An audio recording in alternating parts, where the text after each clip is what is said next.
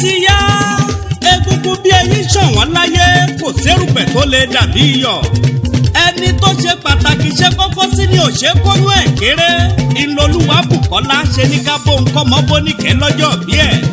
ǹlẹ́ o ọlọ́jọ́ bí òní Afọlákẹ́mi aya Sanni ó mà kú oríire náà oríire yóò ní bíbànújẹ́ tó wọlé ọlọ́wọ́n bá mi àláwùrà.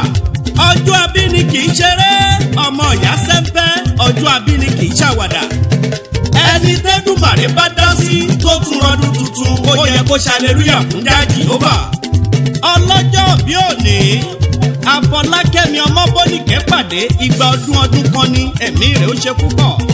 happy birthday to you màmá dára màmá mílànì ìṣù ọmọ ajiná fún ẹ̀jẹ̀ òní mòṣì. ọdọọdún làárọ̀ rógbó ọmọ bóníkẹ́ pàdé ọdọọdún làárọ̀ àwùsá ọdọọdún ló máa wà. ó ti yá ìwọ ló lò ní Afọlákẹ́mi gara tán kó o yan Fandasẹ́dùmarè lọ́rùn. ó yẹ fẹ́ wá àdúrà kó o máa ṣàmì o. ọmọ bóníkẹ́ pàdé ire owó ire ọlá ni ó máa pàdé ẹ ní gbogbo ìgbà.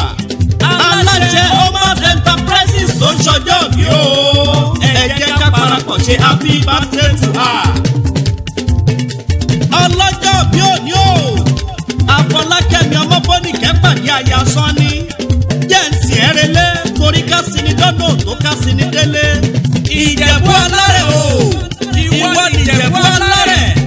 ọmọ Àwùjalẹ̀ ẹ̀yin lọ́mọ bíbí rẹ̀ ò ṣe é fowó rà. ọmọ àṣàlẹ̀ jẹ̀jẹ̀ bí ẹni òróbìnrin rí. ẹ̀yin lọ́mọlúàbí ẹ̀yin lálágẹ̀bọ̀ tú wọ̀yọ̀wọ̀yọ̀. ọmọ adìyẹ pàdókù ara òrokù ara òradìyẹ. ẹ̀yin lọ́mọ òun ṣe ni ọ̀yọ̀yọ̀yọ̀ ọ̀yọ̀yọ̀ má má yọ̀mọ́ ohun tó ń ṣe ni ò lè pani. ẹ̀yin lọ́mọ arọ́dọ̀ joyè ọmọ olówó joyè méjì pọ̀. Ìjẹ̀bú lọ́mọ olówó sílẹ̀sílẹ̀ ni ó fi pé kékeré Ìjẹ̀bú owó ni àgbà Ìjẹ̀bú owó ni. ẹ̀yin lọ́mọ arígbá ńlá buwọ́ ọmọ afọwọ́ bí ẹni bọ́yọ̀yọ̀ ni lọ́mọ bá tó bí ẹ lọ́mọ. Ìjẹ̀bú lọ́mọ fìdí pàtẹ́ mọ́lẹ̀ iṣu mẹ́fà níṣu Ìjẹ̀bú.